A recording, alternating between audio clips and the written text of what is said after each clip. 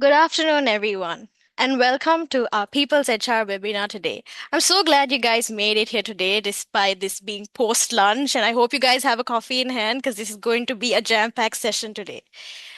To just show a little bit light on our topic today before I hand over to our privileged speakers here today, we are living through what I genuinely believe is one of the most exciting moments in our HR tech space, and I do not say that lightly. Agentic AI is no longer something that we read about in trend reports or surveys. It's here. It is real, and the organizations that understand it now are going to be the ones leading the conversation in the next 3 to 5 years. And that is exactly why we've put this session here together. So thank you guys for making the time today. And without further ado, let's just dive right in.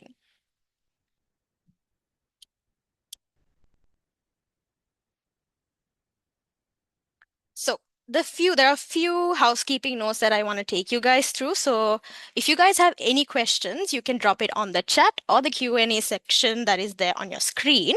And we'll be continuing this in a very interactive format. So if you have questions on the go, feel free to put those. I have my own reaction board here, but I know you guys probably don't. So you can use the reactions button to put it. I see that people have already reacted. So that's that. And this webinar is being recorded, so we'll send the link to all our registered attendees here today if some of your colleagues or friends aren't able to join. And to take you guys through the agenda for today, we'll be looking at a high level idea about what agentic AI is all about. No jargons. We are all about being direct and clean.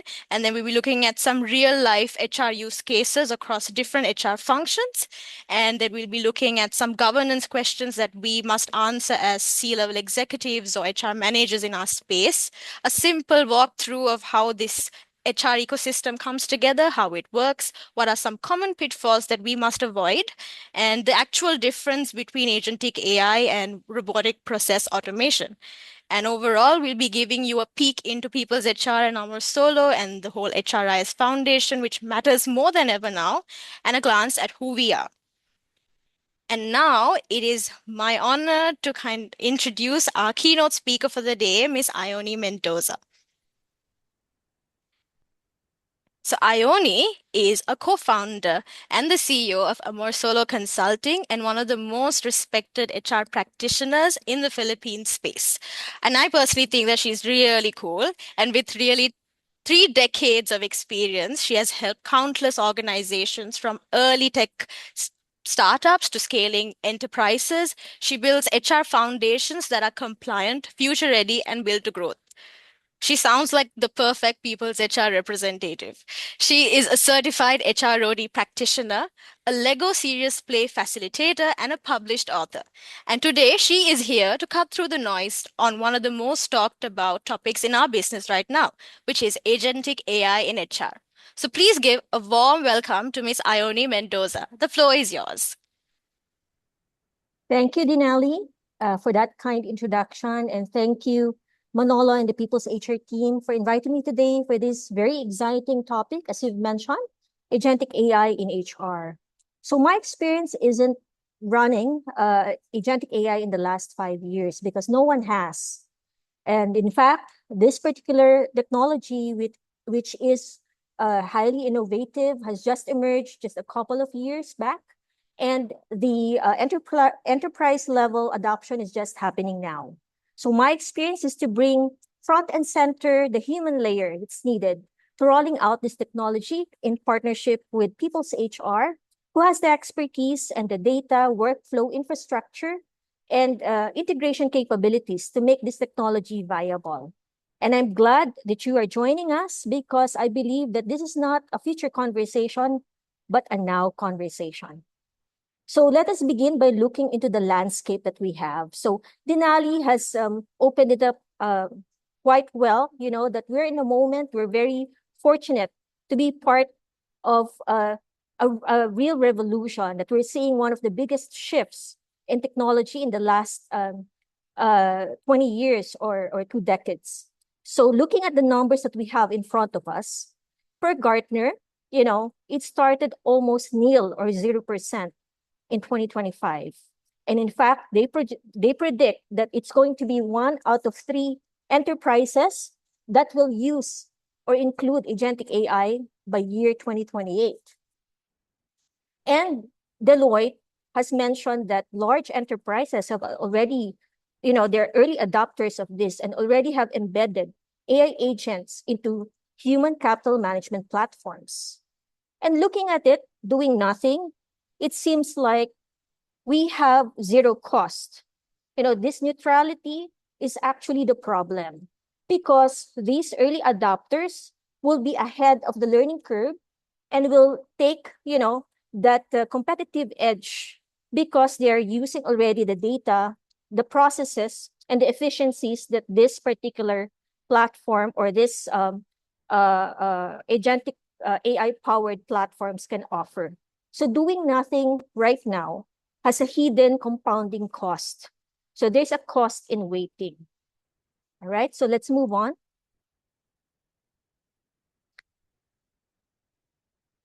All right. So I leave you with this statement, a very thought-provoking statement as a start that AI won't replace HR leaders or any leaders at that matter. But those HR leaders who use AI will replace those who don't. And that's why I think everybody is here in this conversation today. All right, so let's begin with defining what agentic AI is. So like you, I'm not a very technical person, so I'll just explain this as plainly as possible with concrete examples for you. But before that, I'd like to see, a pause, and Dinali would help me here.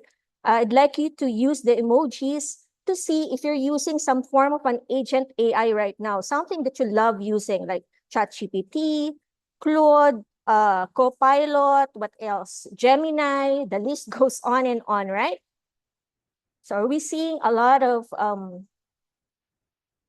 Yes, we are seeing a lot of hearts and okay. thumbs ups.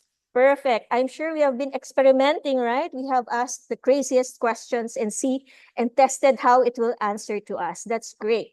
So if you see the two columns here, there's a traditional AI and an agentic AI. So it's funny we call it traditional already because I remember back in the COVID time, early 2020s when I believe ChatGPT has emerged, right? Now we call it traditional already. It's so funny. But looking at it, let's take a very specific example wherein you have a hiring manager based in Cebu who wants to hire a sales associate. Say this manager would like help in writing a job description. So what he does using the traditional path is go to ChatGPT, put some points in there, and voila, in a few seconds, right? ChatGPT will produce the job description and sometimes even produce 3 versions of it. And what the manager would do now is copy paste that and move on to the next step. So the difference is in agentic AI, it now receives a goal. It understands, what is being asked, like a logic sequence, right? It will now plans its action and then execute without any human intervention. That's how powerful it is, right? So it will go through multi-steps. So using again the same scenario that I've mentioned, say this hiring manager in Cebu prompted the system with agentic AI on a Friday and says that I want 3 shortlisted candidates by Monday that I want interviewed, and schedule that for me. So what the system will do at the background is that it understands the goal. Not only will it post, the job descriptions to whatever job boards the organization is using, whether Indeed, LinkedIn, JobStreet, you name it, but it will also profile the candidates, match it, and if there's a layer, say an assessment layer that's needed, it will push that assessment to the candidate and then, filter the 3 shortlisted ones. And not only that, it will also look into the availability of the hiring manager, look at its calendar on a Monday, and then schedule each of the candidates. So you see, so in an analogy, the traditional AI, it's like you've hired, say, a smart intern. But the thing is, in hiring the smart intern, it will wait for your instructions, right? Because it lacks experience. It will ask you what next step to do. You have to guide it. And then it will also consult you for certain decisions. Unlike for agentic AI, it's like you've hired a very experienced recruiting coordinator who does everything very efficiently. Okay, so let's move on. So in summary, agentic AI, as I said, is an autonomous and powerful software that just not give answers. So it follows this path, right? It understands a goal, it plans its actions, it executes, and what's more is it's it can adapt. So what does it mean? It has a feedback loop. So remember that scenario that we have in hiring, wherein it detects, for instance, that a certain candidate wouldn't be able to make it on a Monday. And hence, it will schedule it the following day or pull another set of candidate for the manager. So again, because it feeds with new information, it will now can decide, what it can possibly do next as a best option. Now let us look at how agentic AI can be seen, if we map it against the technological ecosystem that we have in an organization. So it's very ideal to have just one system in HR because I remember in my past organizations, I think we had to use 6 different systems just in HR, right? So it was crazy. But if, say, for example, you use People's HR, you are able to do this seamlessly from end to end, right? But reality is this doesn't often happen because it's either use parts of it manual and parts of it with other different systems. And we're not even talking about just HR systems. So in that ecosystem, there's a separate one for, say, finance, an ERP, I don't know, a Jira ticketing system for IT, for instance, a CRM, and so on. And all of this has to talk to one another. So again, let's take an example. Say you're hiring the sales associate already, and this person has accepted the offer. So the system now, the agentic AI sits on top, it's a smart layer on top of the HRIS, will now detect that, right? And then it will push to the next step. So it will say, for example, go on to the pre-employment step, without, again, any human coordination needed. And then again, it will flow to the other systems. Like, for example, inform finance, if finance is doing payroll, that this person should be captured in the next payroll cycle, for instance. The IT will get the notification to prepare all the tools that or access that this employee would need. The hiring manager will be notified. HR will be notified, right? And each system or each step might include, an approval. And that's where we'll talk more about the human in the loop later on.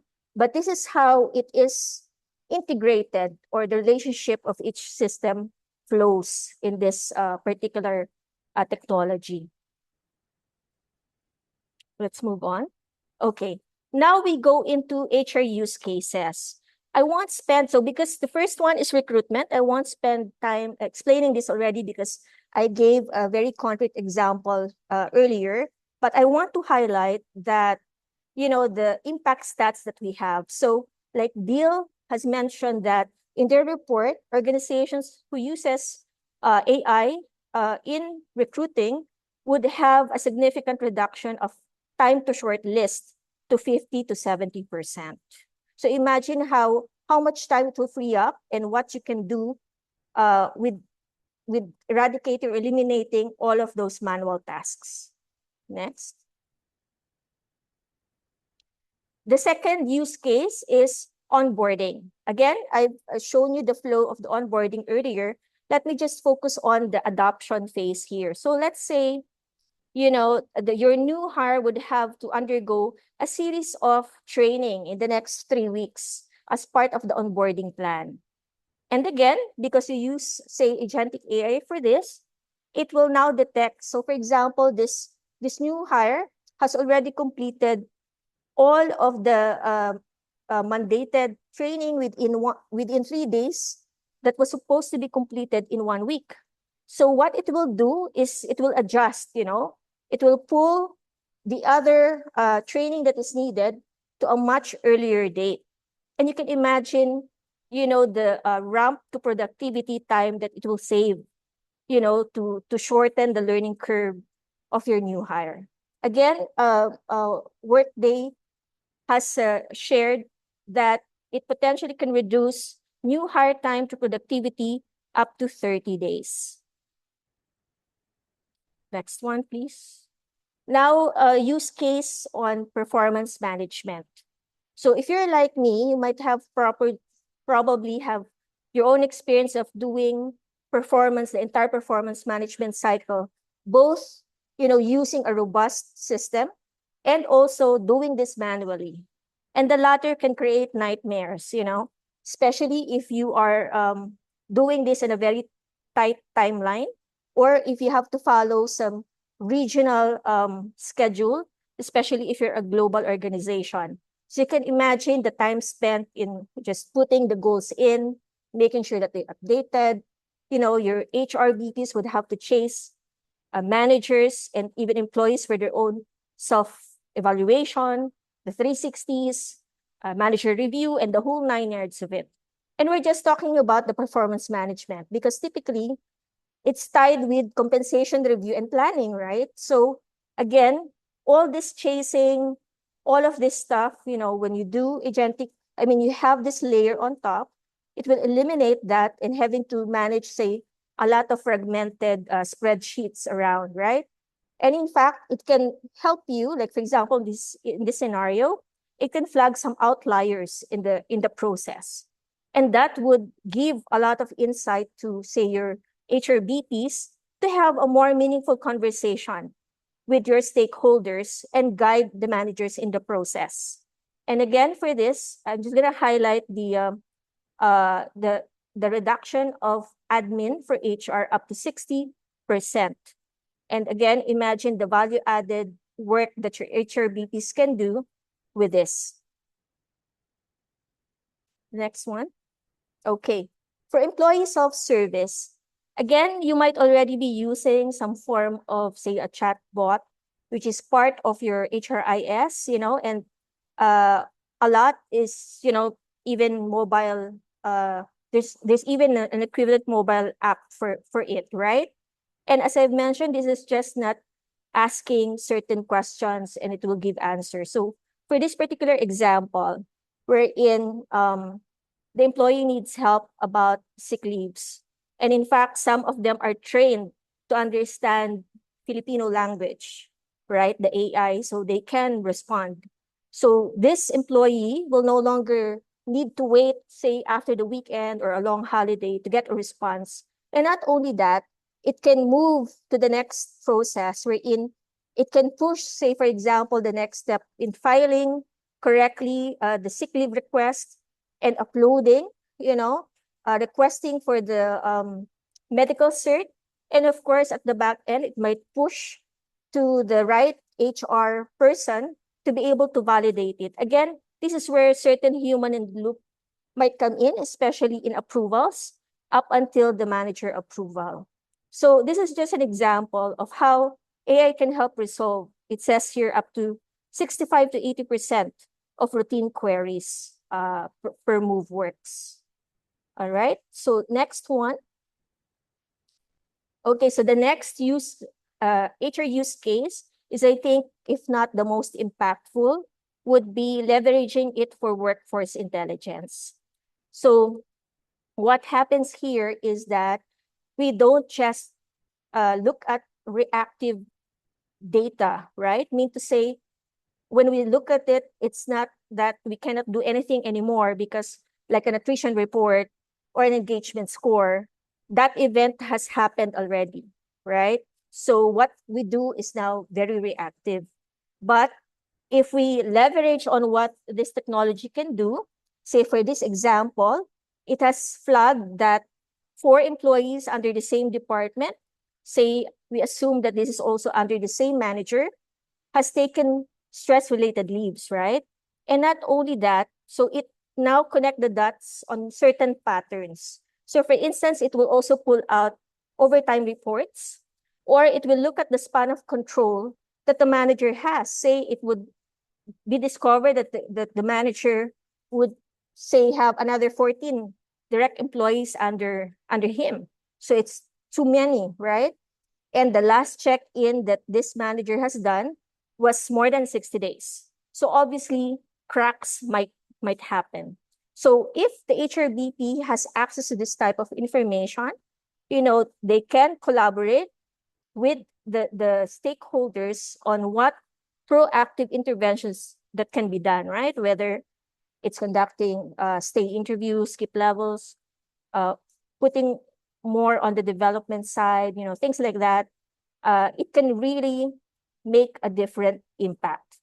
So in this type of model, they predict or they have measured that it can reduce unwanted turnover up to 25% just by looking at these AI signals. And of course, that's where human in the loop again would have to come in because we have to contextualize it with what is really happening on the ground. Okay. All right, so we move on. Oh, by the way, before that, these HR use cases will also be covered later on, and Manolo will show you how it looks like at people's HRs and the platform. So going now to what are the three important governance questions that every C-level must ask, right? So first of all, in any transformational roadmap, we have the whole 9 yards of it, right? In preparation, getting a sponsor and so on and so forth. But looking at it deeply, especially for this technology, it's important to be able to map out the human accountability chain, right? So understanding the different aspects that we want to automate, especially identifying which are the low and the high risk decisions that we're entrusting AI to do, right? Being able to map that out and also identify the owners, because you're not just talking about the data here, you're talking about policies and decision making, right? And secondly, we also have to decide, do we entrust everything to AI right away, right? I think that's going to be very risky. And when do we need human in the loop in each process? Again, this is part of the overarching AI governance that we have. And in fact, I think there's a landmark legal framework that the European Union has made just for this. It's called EU AI Act. So very interesting to have that. And there's a separate ISO and IEC 42,001, international standards governing AI systems right now. So again, this is not just the role of HR. We need to co-lead this with the other leaders in the organization, because identifying the AI authority matrix is imperative so that we know when to escalate, and how to manage potential breaches. Now, the third one is our data clean? And can we trust it, and do we deploy everything to AI, right? Because obviously, and this is, I read something very compelling, that this is no longer garbage in, garbage out. This is going to be garbage in, landfill out, because everything that we use AI for will amplify things, whether it's good and of course, whether it's bad. So we'll talk some more about data privacy and things like that later on. But these are the three questions that we should know about, and the fact that we just don't set it up and forget about it because anyways, we're using AI. So let's move. So again, these three questions are not just for AI, right? This is for any technology investment that you're doing right now. But I think, again, this is just being highlighted because AI is such a powerful tool. We move on. So what are the common traps and how to avoid them? So I think I've gone through some details, some of these aspects, but we'll go through it, just the highlights of it. So again, one pitfall is giving it full autonomy right away too early. So in all of technology migration or transformation, obviously we have to stage, and do some parallel runs, a lot of testing and audit before we deploy it. And even after go live, right, we have to do it as part of hygiene. And secondly, if you feed it with dirty data, obviously, as I've mentioned, it will produce and amplify this as well. So it's important that we are confident that we're using accurate, accessible, and data that we trust. The third one is settling for easy wins. Sometimes it's sad that we invest on technology only to revert to old ways of doing things, right? We love our spreadsheet, so we go back to it.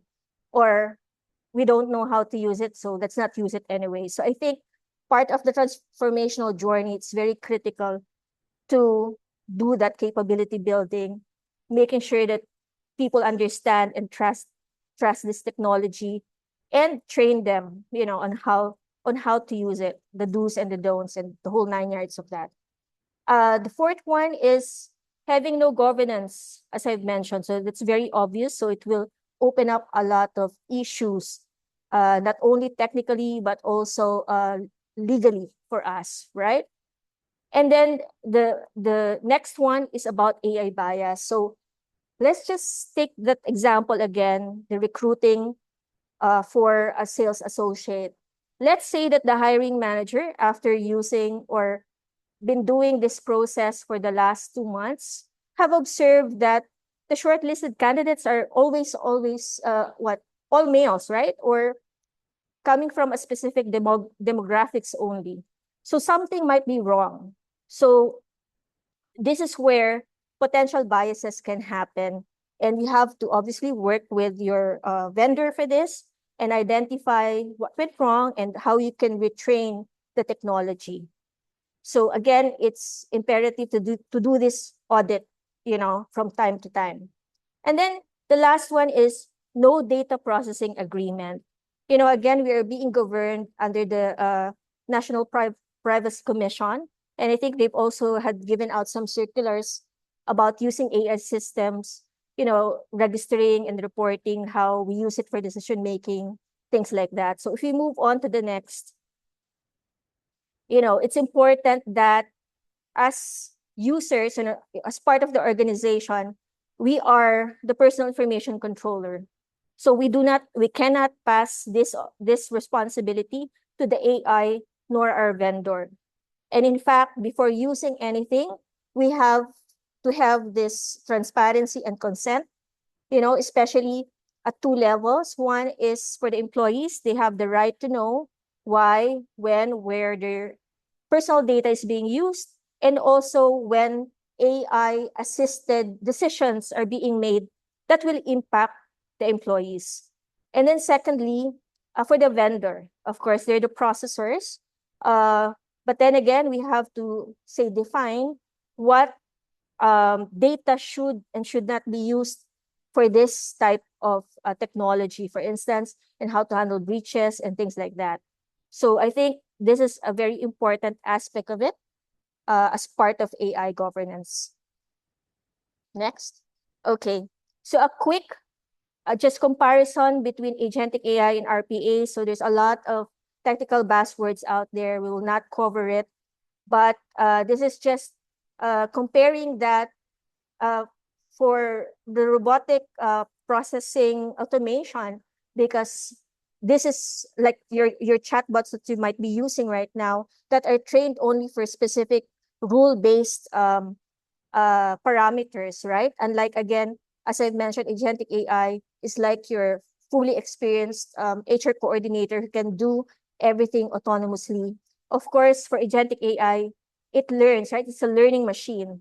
So it can adapt, it can fine tune, unlike the other one, it might stop or break if it's outside of its parameter already. And then, of course, the agentic AI is best for workflow, automation and things like that. The other one is a single point output, like, for example, generating payslips, COEs, and so on. And in terms of readiness, so HRIS in the Philippines mostly would have probably some AI on it, but it's limited to, as I've mentioned, to RPAs. And because this is an emerging technology, and it's a good thing that the People's HR is also one of the early adopters for this. And this is, again, an exciting time to see where this would lead us. The next one, please. Okay, I'm reaching my final, a couple of uh, slides here. So this is just showing, obviously, the good and the bad, having the good and the bad HRIS foundation. So your agentic AI is only as good as your HRIS foundation beneath it. So whatever, next one, please. Whatever decision that you're making right now for HRIS is not only a technology decision, but your AI readiness decision. So before I pass it on, I would just like you to visualize that in front of you is like an electrical board, a circuit board, right?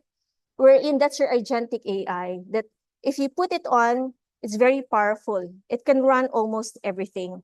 And imagine those wires are your HRIS. So if the wires is faulty, it's damaged, obsolete, it's incorrectly connected and things like that, then you can also imagine, the opposite of what, that impact could be. So with this, I'm ending my presentation and thank you for this opportunity and passing it on to Denali again. Thank you, Ioni, for your insightful slides. I think there's a comment in the chat as well. Someone has found it very, very helpful. And yes, we are going to share these materials with you as well. And now on to the first Q&A segment with Ioni. So bring on all the questions that you have. I think there's already a few in our comments. So feel free to put it on our chat or the Q&A box. I'm just going to give you guys a few minutes. Okay, so I'm going to shoot the first question to you, Ioni. There's one. Is agentic AI going to replace HR professionals? The burning question. Very good one.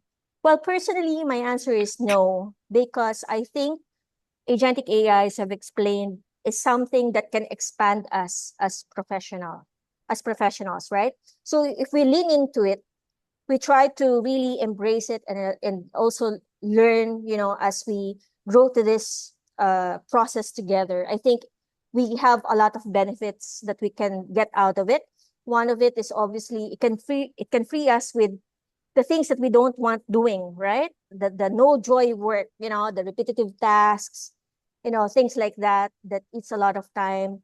And actually, HR leaders would have to rethink, how to prepare their teams now. Like, for example, our data literacy, our savviness in Hmm. understanding, how to use this data that comes out of this technology, right? To be able to be more impactful to our stakeholders and to the organization. The next one is I've mentioned earlier is how do we co-lead, the AI governance that we have? Because it's not just HR, you have your legal, you have your IT, finance, and other key stakeholders that would have to come together to Mhm. form that, right? To be able to implement this technology properly and to have that sustainable level of high performance. And the third thing that I would think that's why we cannot be replaced is there are certain aspects in the roles of HR, right? That I don't think you want to entrust AI for it. Like, for example, handling sensitive issues, right? People concerns, even negotiating salaries. I mean, do you want uh, an Mhm. AI to negotiate with you? Of course not. So I think there are certain roles, I mean, aspects of our roles that will still be relevant as practitioners. Yeah. I have another question. I think, again, another buzzing question. How is the organization's privacy being protected when we use AI agents? Yeah.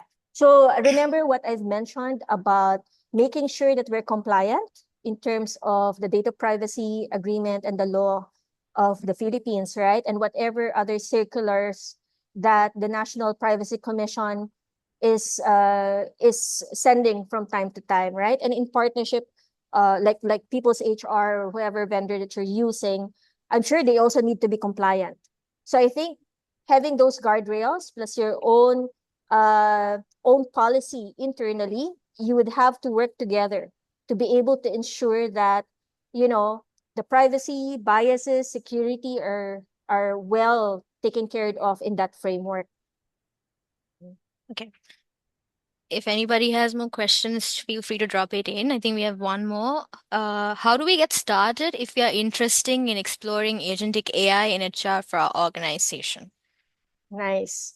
I think if there's just plain three steps so that, Mhm. we don't go into all the complexity of the transformation bits. First is we have to ask, I think, we have to ask an honest question if we can use our data, right? As I've mentioned, is it clean? Is it reliable? Not only that, do we have policies in place? Because remember, this captures workflows and we have structures that should be repeatable, reliable, you know, and so on. And secondly, we should look into what workflow we can pilot this for. And as I've shared, most of the organizations would start in recruiting because it's volume based, it's highly repetitive and it's impactful, right? Because we want the right people in right away. And the third one is understanding the potential ROI, because how can we pitch this to our C level, right? How do we get sponsorship if we will not be able to capture that? Understanding what the real costs are in terms of advertising, the man hours needed for the recruitment process, not to mention onboarding, things like that. Mhm. So I do believe that the people's HR can help, if you need to put together like a justification or and I know in your website, correct me if I'm wrong, you also have that ROI calculator in there, Yes. right? So it's pretty cool to have that. I mean, I think we have to have that business savviness to be able to put together a compelling case for this. What is the intention? What do we how do we measure Mhm. our success for this? Right. I think we have someone agreeing with you, Miss Ioni. She said with Miss Prado has said with the agentic AI, the role of being an HRBP, she believes will strengthen the level of competencies as far as critical thinking, decision making, and even the business acumen is considered, right? And I agree with her too. Correct. We have Yeah. another question. Someone's asked if we ever choose to acquire this. I think it's more a people's HR question. How will the migration of data be secured? And if we have an estimate period of how long it'll take for our company to totally adapt before we use this software? I think I can take up that question. So it depends on the complexity of your operation, as in the implementation, right? So typically we take 8 to 12 weeks, but again, it depends on the complexity of your organization. And if you have a stronger data foundation, it can be quicker. But if your data is fragmented, we anyway do like an HR transformation journey with whoever we onboard with. So it can take longer depending on that. So yes, I hope that answered your question. And there's one more. Again to Ioni, one of the examples was about shortlisting candidates and vacancy notices using AI agents. So her concern is there limitations in checking authenticity to avoid fraud? Is this something that AI can do? Yeah, okay, that's a very good question, right? And I think because remember the training that we have mentioned, the bias training and so on. Of Hmm. course, a very sophisticated, with something who really wants to circumvent that. We also have another layer. I was just talking with I had the privilege also to be a guest speaker with another tech firm who specializes in background checks, Hmm. right? So I think you would always have to have that layer or whatever. That's why I stress the workflow process that you have in place is critical as well, Hmm. because just relying on AI, letting it decide on its own, that wouldn't work, right? You have to identify which process in the loop, in the step you would need an intervention like that. So if you have, say, a process for background checks, obviously you have to use that, and see how you can, if you can automate that, right? It's much better. But I guess, we just need to be one step ahead, with these types of things. Right. So we'll have another Q&A segment as well. So I know there's some questions coming in. We'll take them in the other segment. But for now, I want to invite our next speaker for the session today, Manuel. Manuel is the country director of People's HR Philippines, and he's one of the most seasoned and respected figures in our HR tech space. And he also, with close to about 3 decades of experience, has worked with organizations of all sizes across the Philippines, helping executives solve their most complex people challenges through the right technology solutions. He has dedicated his career transforming the way organizations manage their people, and these days, he's advocating for eradicating manual HR. So he's on a mission, and he's also here to show us exactly how that transformation looks like in the age of agentic AI. So please give a warm welcome to Country Director of People's HR Philippines, Manolo. The floor is yours.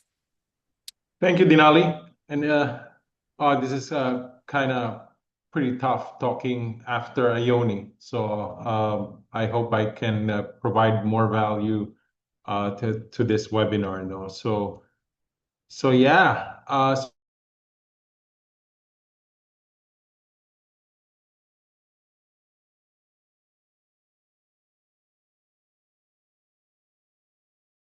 Ioni was saying, no, that one thing that I think it's easy to miss when we talk about AI is that your AI is only as good as the data underneath it. No?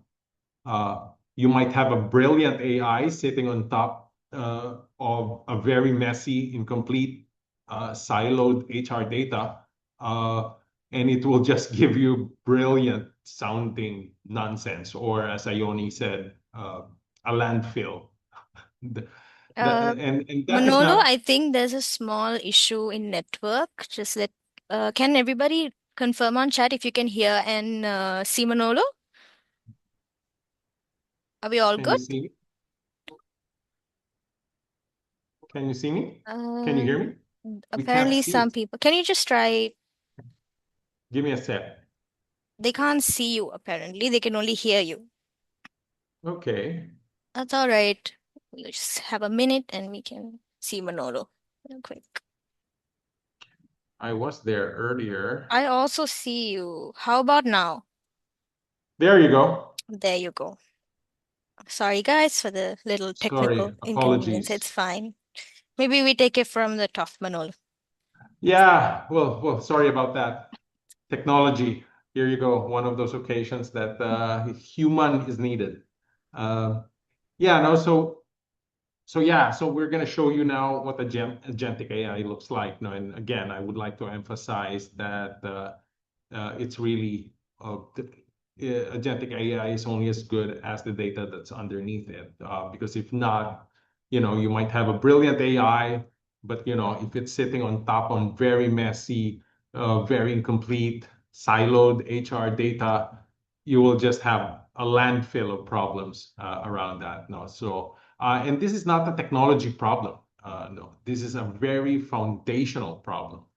And at People's HR, that is our design principle, basically. So we just don't sell HR teams AI as a magic layer that you bolt on top of it. But we really build the foundation and the intelligence together. Not only foundation, not only intelligence, but we build it together, and that's where the difference happens. No. So let me introduce to you uh, Lexi. So yeah, so Lexi is People's HR AI, and I want to be very clear about what it means. No, this is not a third-party chatbot that we have connected to our system. Lexi is really built entirely in People's HR platform. It is trained on real HR data and is really designed for very different audiences. No? So let me start by the first audience, which is the most important, the one who signs the checks, obviously, the C-suite, right? So Lexi Insights. So this is the strategic intelligence for executive AI. If you're a CEO or a CHRO or maybe a CFO, you might want to know something about your workforce. No, you ask Lexi.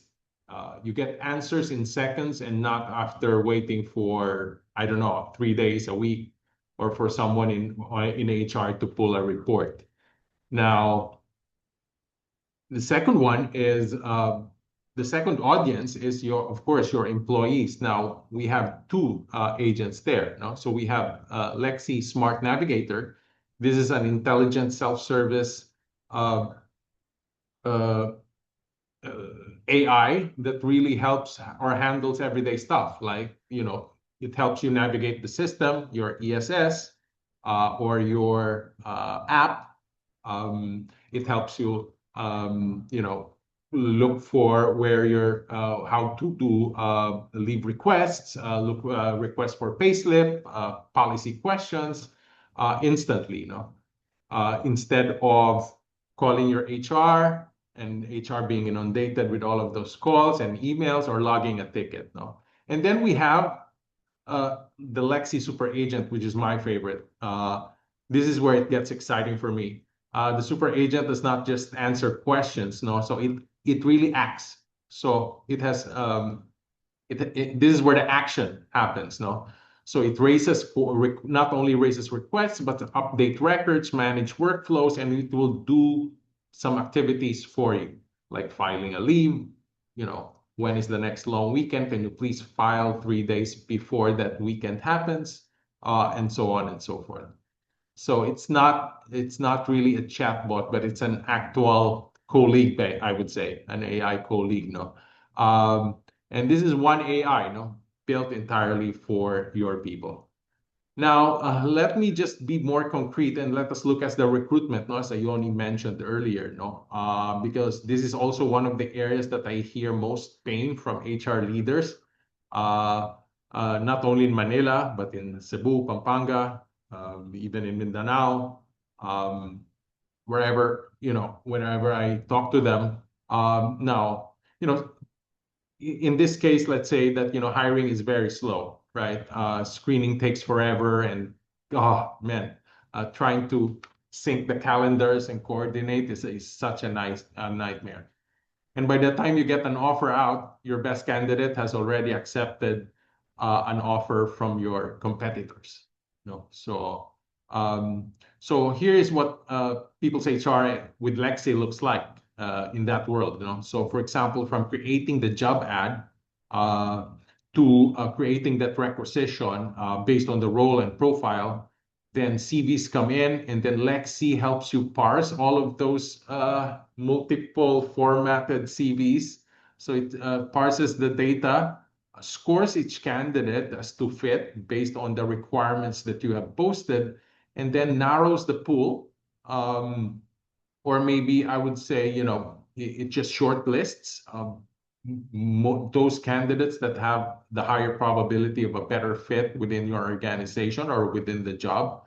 And then you get the interview schedules done automatically, So your calendar is sorted out. Now, of course, as Ioni mentioned, HR needs to review the output and but AI did all the work.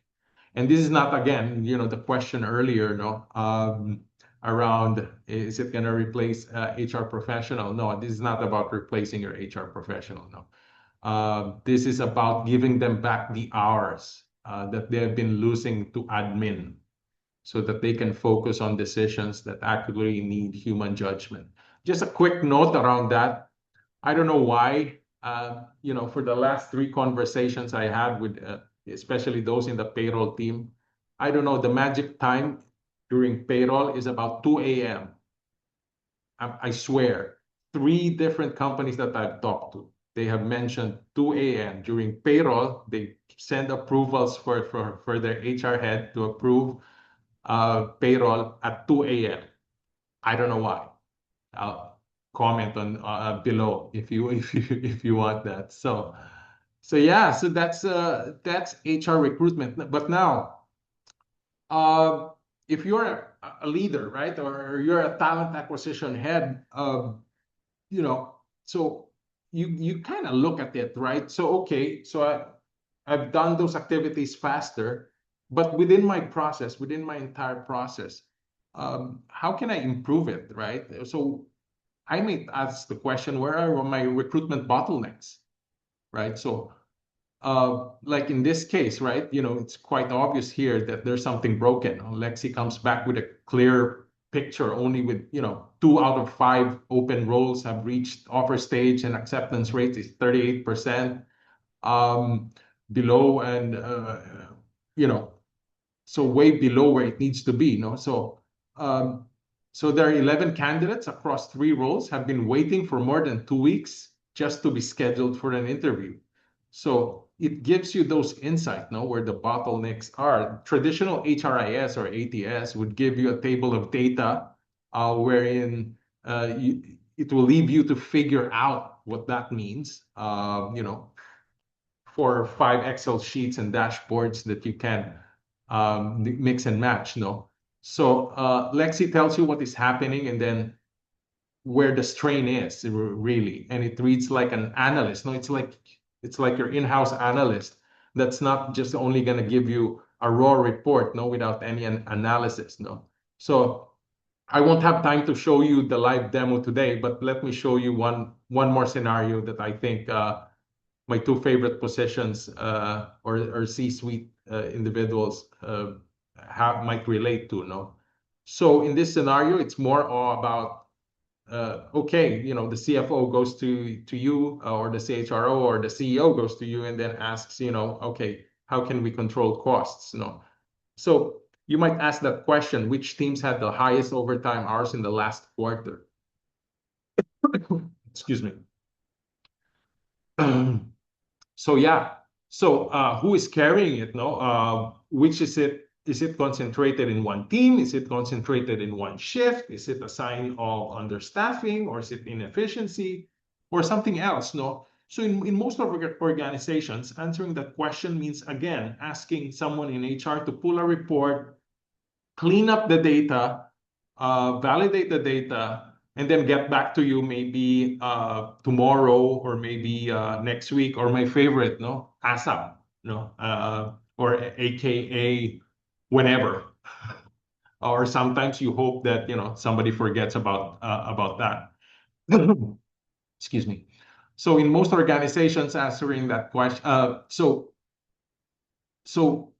yeah, here is something that I love about Lexi, and it does not just answer the vague questions blindly, So it narrows them down first, just like a good analyst, and to make sure that the answer is actually useful, It also justifies or explains to you, in this case, it's finance and HR that has more of the overtime. And then I believe it's food and beverage section, maybe this is a hotel example, that has the lowest overtime. So it's very specific on where it's that. And now you have data to act. Now you have insights that wherein you can ask questions internally. Is it a resourcing decision to make? And it all happened in a few seconds, and not weeks or hours or days. So yeah. So I guess I would like to end in this slide with this slide that something that matters a lot, especially for those of you who are evaluating AI or evaluating HCM or HRIS, HCMS vendors right now. There are a lot of companies putting an AI layer on top of existing HR systems and calling it agentic. And the question you should be asking is, what is that AI actually built on?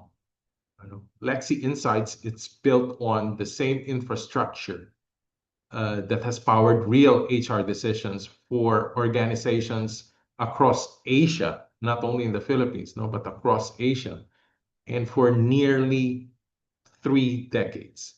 So I mean, you cannot teach experience, as people always say. This is not a generic large language model connected to a dashboard. This is a domain expertise, which is very real, and the context, the HR context, is very real. Every insight that you pull out of Lexi is very specific to your organization, and to your context, to your data, your structure, and about your workforce and employees. And it's not a generic industry benchmark. And it's really built on the same security and compliance standards as Ioni mentioned, no, which is very important as our core HRIS or HRMS. No, so you are not trading data trust for intelligence. It should not be a either or. No. So on my last point, I guess I would make is that Lexi is not a finished product that you deploy and then forget. No, it is part of your journey. The more you use it, the smarter it gets for your specific business, and it means and what it means is that to have an AI that actually evolves as you evolve, no? Um, and especially on the Philippine context, no? And that's why we have partnered with, we're creating this HR ecosystem within People's HR, and we have partnered with somebody like Ioni and Solo Consulting, that can really build Lexi in people's HR to be more useful, and that we can deploy this some sort of technology, these kinds of technologies to your organization.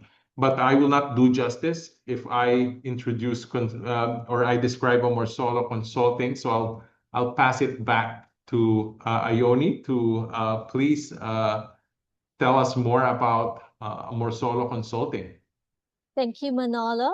Before I share with you what Amorsolo is, just one last thing that I hope to share with everyone is that think of it as an HR operating model transformation that uses technology, right? Because if you just want to use the most wow, sassy technology out there just to be in, that's very different. So to make it impactful, you would have to have that focus on which of your workflows that it can really transform.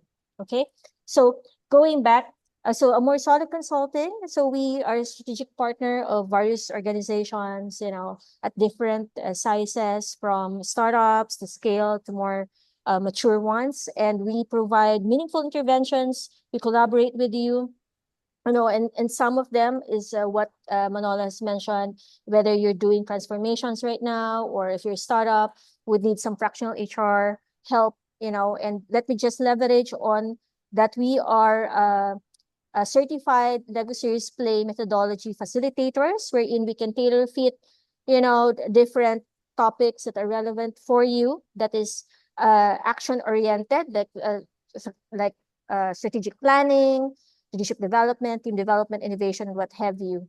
And last but not the least, we're also a proud partner of Kubo Innovation Hub, which is the tech startup community and ecosystem in the Philippines. We are their HR mentors. So with that, one last thing, yes. So I'd like to share with you that I have written, actually these are 15 books, right? One is the HR Foundation playbook with its accompanying 14 other mini guides, touching into different domains on HR fundamentals in the context of navigating the Philippine labor compliance. So please watch out for this coming soon. That's it. So thank you again for inviting me. Denali, over to you. Yes, I actually cannot wait for your book because this session has been so insightful. I feel like everybody else in this audience would be waiting as well. So yes. Now over to the Q&A. I can see there's a lot of questions, but before we move into the Q&A, I want to pull like an Uno reverse of sorts and ask you guys some questions. So I'm gonna launch like a poll right now, and I want you to hit us with your thoughts overall. What did you think about the webinar, and what your kind of test your pulse on what your situation is like with Agentic AI. So it'll just take you like a minute. If you can quickly fill this up, we'd be very happy.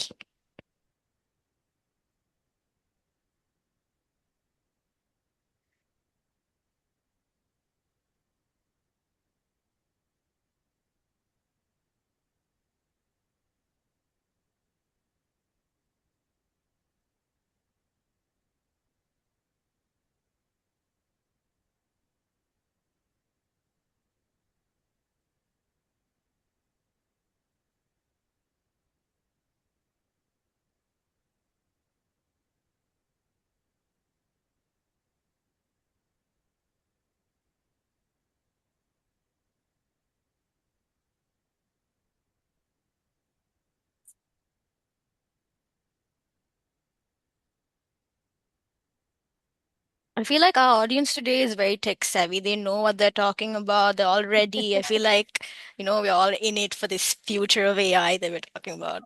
I think Binali, it's wrong to underestimate I'm not. how tech friendly the Filipinos are. Yes, yes. My bad. I'm so sorry. Yeah. So we'll give everybody a few more minutes.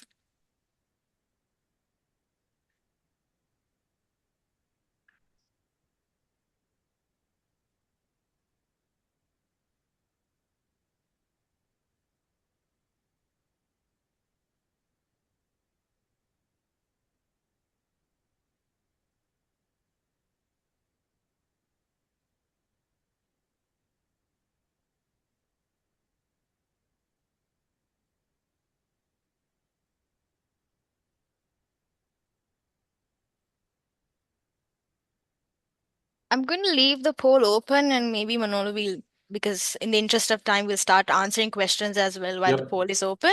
So someone has Yep. asked, is Lexi available in Filipino or Tagalog? Absolutely. My goodness, it's multilingual actually in capability. So it's really part of the platform's DNA. No, so it's available in Filipino, Tagalog, I believe also in Bisaya, in Hiligaynon. I think we tested it in Kapampangan. So, and if not, please let us know because we're gonna teach them. Great. There's So, I another. mean, I guess the idea here is that, whatever makes it comfortable for your frontline Mhm. employees or your field-based workforces in communicating, and that also helps in the adoption of the technology. So, yes, absolutely, it's in Filipino or Tagalog. Yes. There's another question. I'll just quickly answer that. So someone has asked, "Hi Manolo, will AI be able to give us quick data comparing the salaries, at least from the top three similar industries, to assess if the offer is competitive?" Ms. Prado, this is already in our product roadmap, the feature to connect with external data sources and to do comparisons to see if salary rates are competitive. I think that's what you're asking. So it's currently in our product roadmap. So it's something that probably you'll see in our future webinars that Manolo will again come back with. And I think Thanks for there's the one question. question. Great question. Yes, Yep. they're ahead of us. Yep. Oh, there's another question. Who should we contact for Agentic AI demo in our office? So it's Manolo, and I'll have a email written down. You can connect with him on LinkedIn, even Ioni, for extra knowledge, and we'll reach out to you, Reggie. Thank you for asking. Yes, one more. I think this is for Ioni. Someone has asked, just to understand this correctly, without considering DPA, could one not get started with AI? First and foremost, you have to always start with your fundamentals, right? So if you trust enough your data, your workflow processes, your policies, because these are the things that will be captured in the infrastructure. So if you have a very good fundamentals, and you're confident with it, then you can start. That's what I believe. You can start your discussions with Manolo and the team to kind of understand which ones we can pilot first, right? And see how it goes from there. Yeah. Yep. But the deployment, I just want to stress this, right? But the deployment, you would always need to have that DPA, right? You cannot do it. But maybe in just trying to explore it, how would it go? You always start with a basic, because that is under the law that before using this, there should be a concept. Yeah. Right. I think we can take one last question. And guys, please keep filling in the poll. Yeah, so the last question is, I think it's to Manolo. How is Lexi different from just asking ChatGPT about HR data? Great question. So I guess the fundamental difference is that ChatGPT knows nothing about your organization, right? It answers from the internet or what the little files of data that you feed into it, right? The 2 or 3 reports that you feed into it. But it doesn't have a good picture, a good context about your entire organization. No? So Lexi answers from your data, from your payroll, from your attendance data, from your headcount, from your actual workforce. No, things that even you might miss. And asking Lexi is like asking someone who has lived and breathed inside your organization from day one. No, so I guess for HR people, for us in the organization, when somebody leaves, it's a big headache, right? There goes my corporate knowledge, right?